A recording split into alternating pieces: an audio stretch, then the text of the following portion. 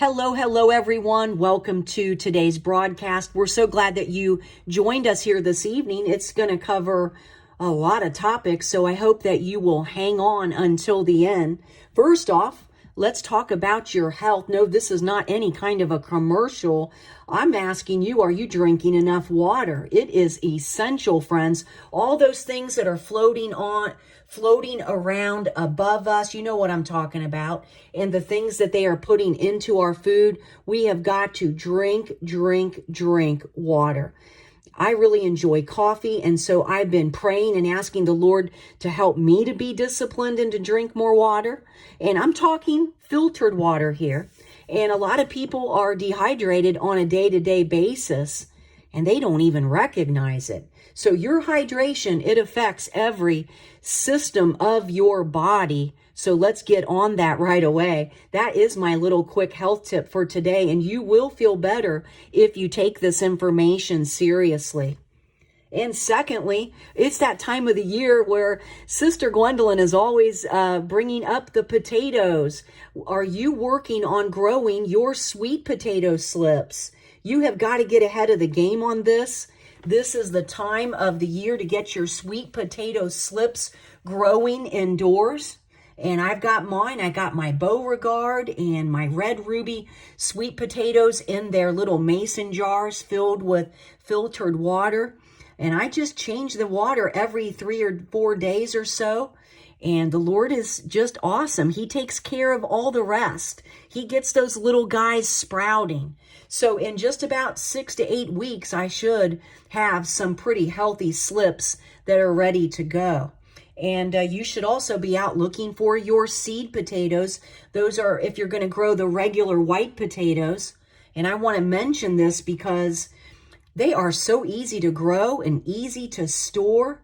And food security will be staring Americans right in the face in the very near future. And it's just a great practice to do it right now. And then you can work out all the kinks with your gardening skills. And you can't afford to waste time when it comes to learning how to grow your own food. And I bet you anything, those migrants who are coming across the border, they have a deep respect for growing food, many of them. And they come from poverty, and they probably have growing their own food right in their DNA.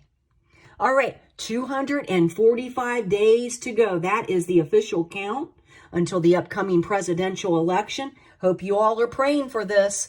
And you know, the devil is in the details on this one on every front. And per Mike Allen with Axios News, he wrote today that the Supreme Court rejected Colorado's effort to keep Donald Trump off the ballot in its GOP primary, which will also stop similar efforts in other states.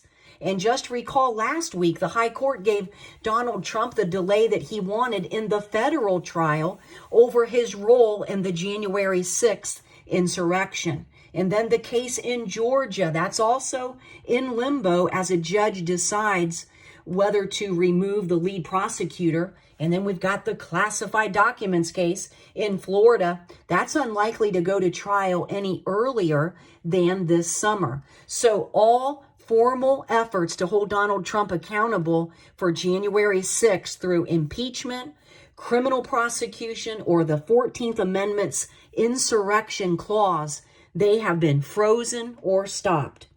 And then we've got Nikki Haley in the news. She is now the first woman to win a Republican primary in U.S. history. She won the D.C. primary with 63% of the vote, and Donald Trump won 33%. The Trump campaign, very humorously, said that Nikki Haley had been crowned the queen of the swamp. Yes, she is the queen of the swamp with her win, they said. Now, I believe that she's just being paid to stay in the race by outsiders, other nationalists who may want to overthrow our nation. That's just my opinion. But I believe there is definitely a financial motivation for her. And moving on, let's head over to California. Snow so bad, it shut down ski resorts. The one business that loves snow has had to close doors because of the fierce blizzard that battered California's Sierra Nevada mountains for 4 days, dropping more than 100 inches of snow in some areas. Now, the extreme snow totals cut off some mountain towns. That could be a very scary, desperate thing, and shut down I-80 for days. But the snow will greatly improve summer water resources and even the recreational industry there in California. And look, we've got more snow as expected in the Sierra through Wednesday, but it's going to be far less intense than the blizzard, with only 1 to 2 feet falling from a weaker storm system. So friends, we got to keep Californians in our prayers. This weather is wicked. People are still recovering from landslides to mass migration and crime. And it just breaks my heart because of all the bounty that God has blessed California with. And of course, it produces 13% of our U.S. food. So may the Lord help everyone in California. And let's move on to Gaza. The situation in Gaza, it is remaining so desperate. They had talks for a ceasefire, and they are still slowly moving as more children are succumbing to starvation. Negotiators, they gathered in Cairo, Egypt on Sunday for talks on an Israeli-Hamas ceasefire deal and the release of hostages from Gaza. But Israel, they did not send a delegation. Hamas has said it wants a permanent end to the fighting before the hostages are released. We need to be continuing to pray for those hostages as well as all of the vulnerable people who are, dying, getting caught in the gunfire, as well as starvation. We need to keep these people in our prayers, as well as those in Israel who are grieving. And then finally, a controversial Texas immigration law. This is big news. It could go into effect this week if the Supreme Court doesn't intervene. Senate Bill 4 would allow state law enforcement authorities to arrest and detain people that they suspect of entering the country illegally. So can you see migrants rising up against local law enforcement with no federal backup? I can. And I just don't see any good coming from this for our local law enforcement when the government won't even step in and do their part. And then, of course, the president refusing to meet with the sheriffs at that National Sheriff Convention in Washington a couple weeks ago. The beast is rising, and I think he's saying, to hell with the local law enforcement. I really do. And all the more reason to keep our first responders in prayer, all of them.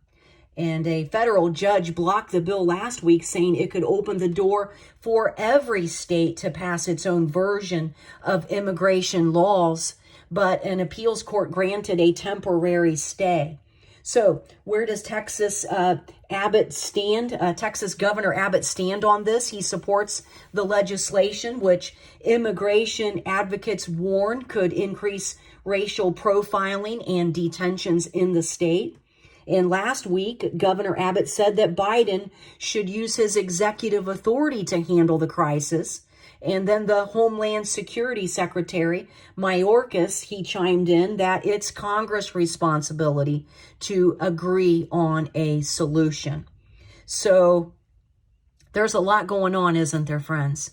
And I ask you, is your heart breaking for America? Does it drive you to your knees in prayer? Does it cause you to weep? So I pray for everyone who is on American soil right now, for the spirit of love and the spirit of mercy, no matter what their background is. And as a Christian mom and as a wife, I pray that there will be healing among all the households in the USA, and that there would be respect of the children to their parents. We need healing, and only the Lord Jesus Christ can work this mighty miracle. Well, I think that's a wrap for tonight, friends. God bless you all. Thanks for joining us, and we'll talk to you again real soon.